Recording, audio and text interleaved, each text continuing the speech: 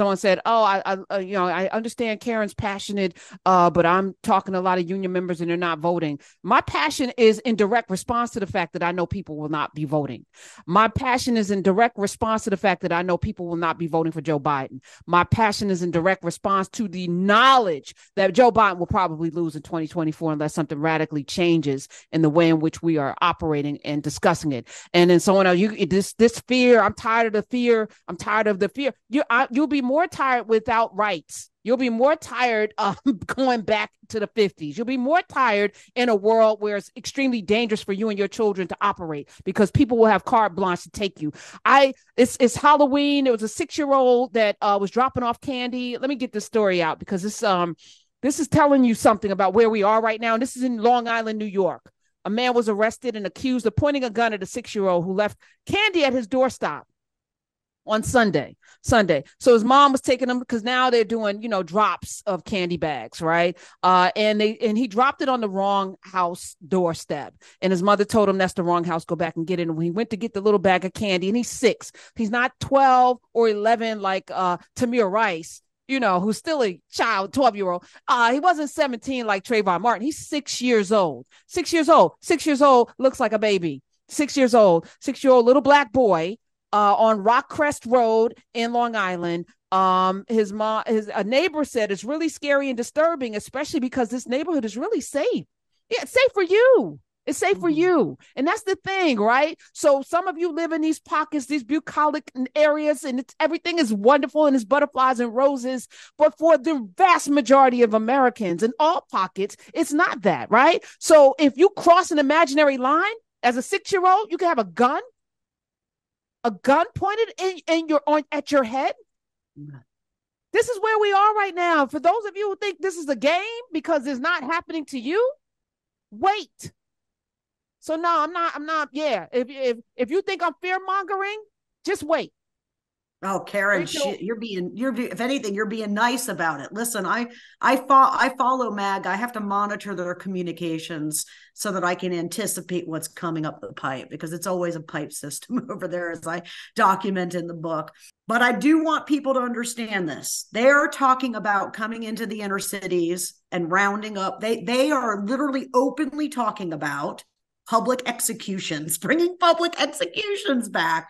They are talking about how the Civil Rights Act of 1964 violates the Constitution and should be repealed. That is the piece of legislation that ended segregation in public accommodations. Okay. Like these folks, it is terrible to have to use fear, but I want to be clear. Like, they're coming for our most vulnerable communities.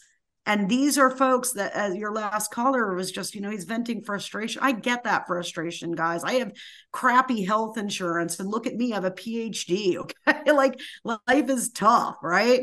But at the end of the day, like, if we don't tell people the truth, the Republican Party has very bad plans for the Black community, and this is what they are, then we are doing, I think, a disservice to allow people to preemptively do something to change the trajectory we're on.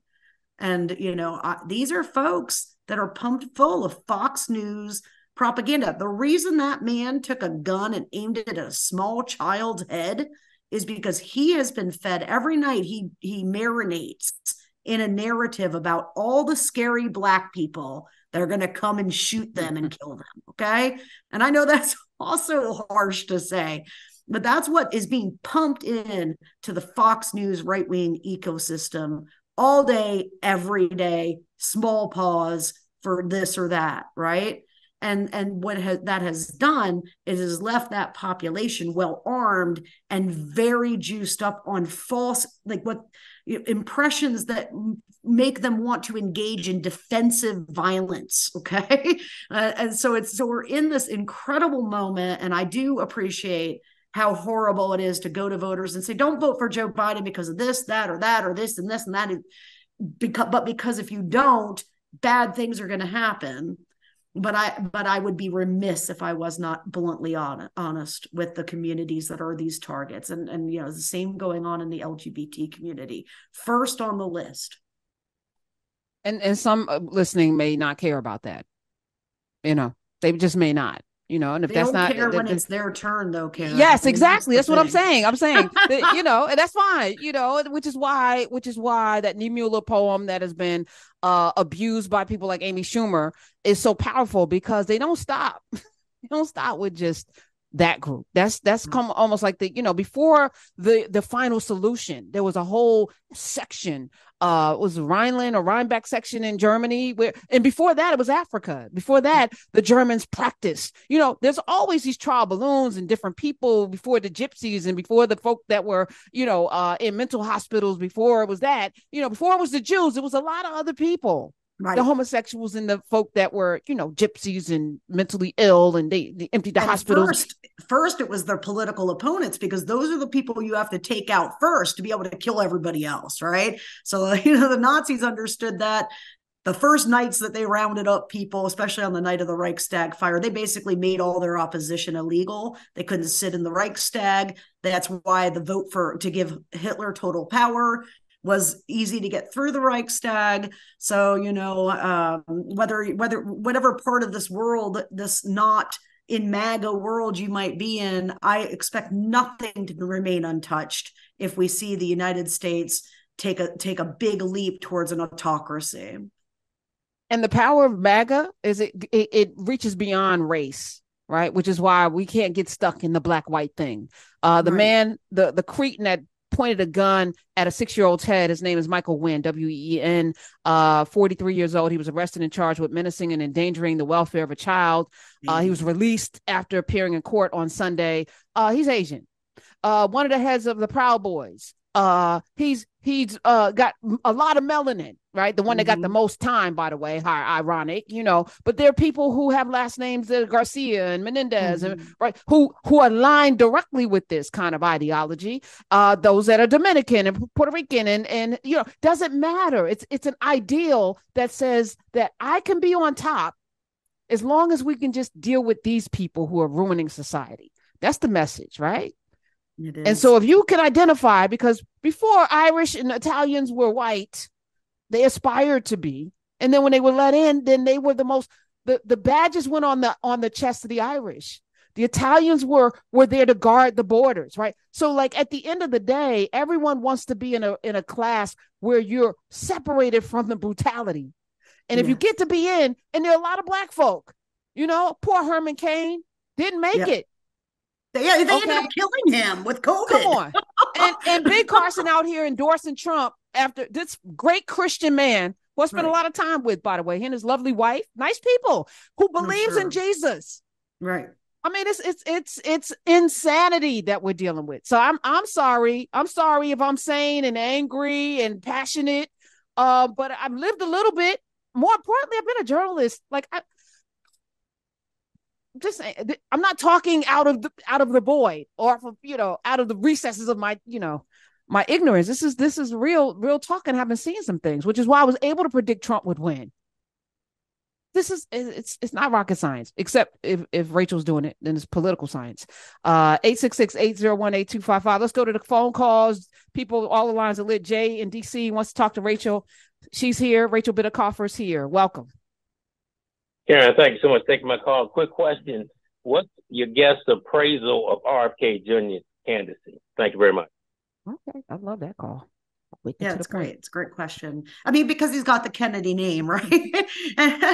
So here's the thing. Like, whenever a third party candidate wants to emerge, I get sick because of what happened in 2016. And I didn't necessarily say Donald Trump is going to win, but when I was teaching and talking publicly in Virginia about that election, running into election day, the thing I would always say, everything looks great, and that but was the dissension and disunity that pervaded the Democrats' coalition, which was on full public display at the 2016 convention and never got any better, even though Bernie Sanders was very clear about trying to push his coalition to vote for Hillary Clinton, right? So in those, when we think about Trump's victory, it was almost like equivalent of a freak accident. He won those 3 Midwestern states with only a plurality, not a majority. And that's because so much third-party voting, 5 times higher than what you saw in Florida in 2000 in those states. Okay. So this is a huge issue.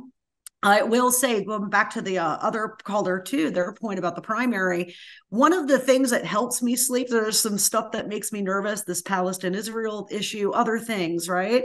But one of the things that does help me sleep at night is that the Republicans did have a primary. And I'm guessing Steve, the last caller, he had somebody in mind when he thinks about Biden not running, right? Because that's when you're thinking about Biden not running, you're filling in the blank with your preferred horse. It could be Kamala Harris, it could be Gavin Newsom, it could be Gretchen Whitmer, but you're Pete Buttigieg, right? You're replacing Biden in a clean process with your new preferred perfect option. Well, that process to get there is extremely divisive. Okay. And people get angry at each other. And the one asset the Democrats have is that because the Republicans were forced to have a primary, there has been a huge chasm that has opened up between the Trump base and everybody else in that. And there are, the DeSantis folks combined with the, Tim Scott and all the others, right? And they are nasty to each other because this is part of the communication that I monitor.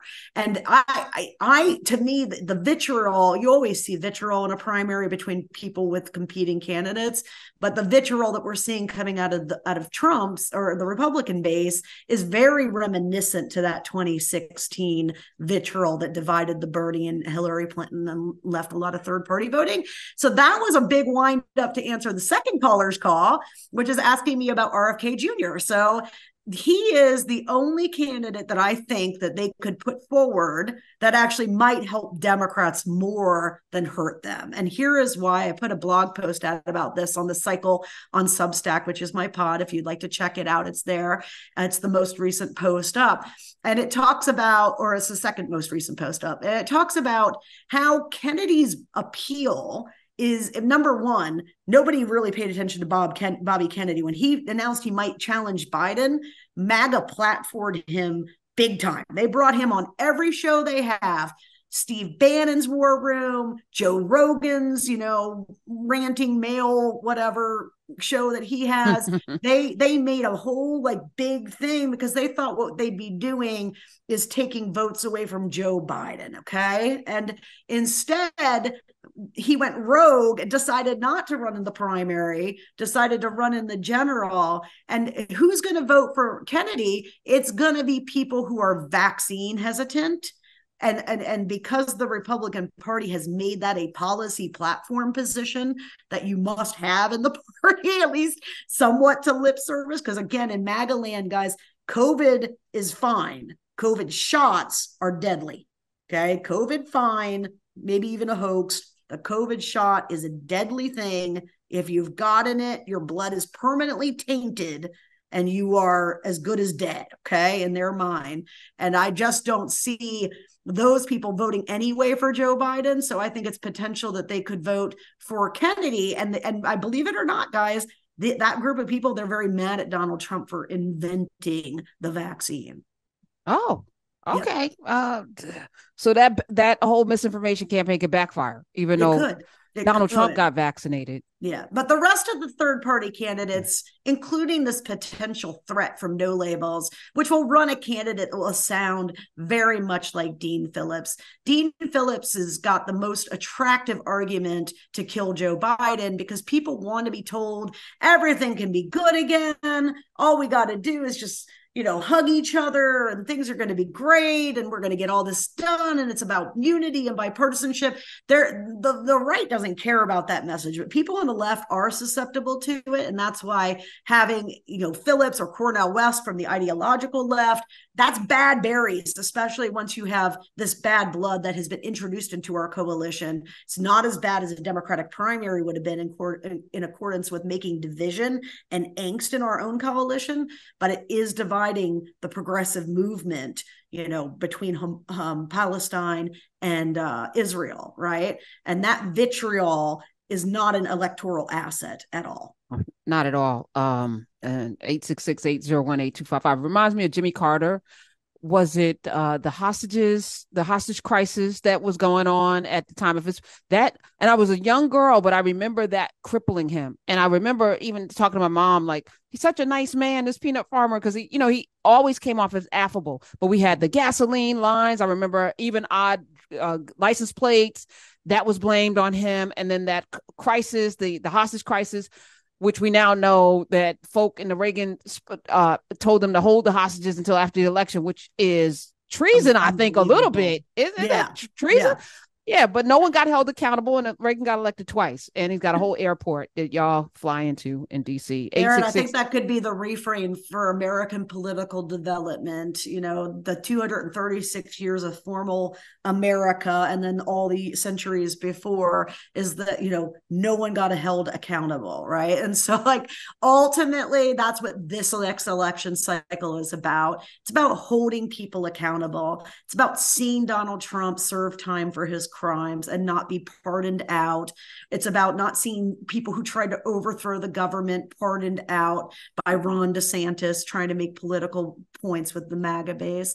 The last thing this country needs is less accountability, okay? Because why we ended up in this crisis of a moment is a long history of not taking accountability. And so it's really important that we end that. And I think that begins with this reset that we can get in 2025 if we can. I agree. I actually don't think Rachel Bitecofer is here. I actually don't think Trump is going to be in the mix, which makes it even more, I think, dangerous and interesting, because it's not really even about Trump. It's about the ideology. He's not even in line with the MAGA Mikes of the world. He don't really care about the Bible or Jesus or being a good person. Like, none of that. Like, they really are in that Bible. 866-801-8255. I am in mine as well. I don't know what Bible they're reading from, but this is definitely not of Christ.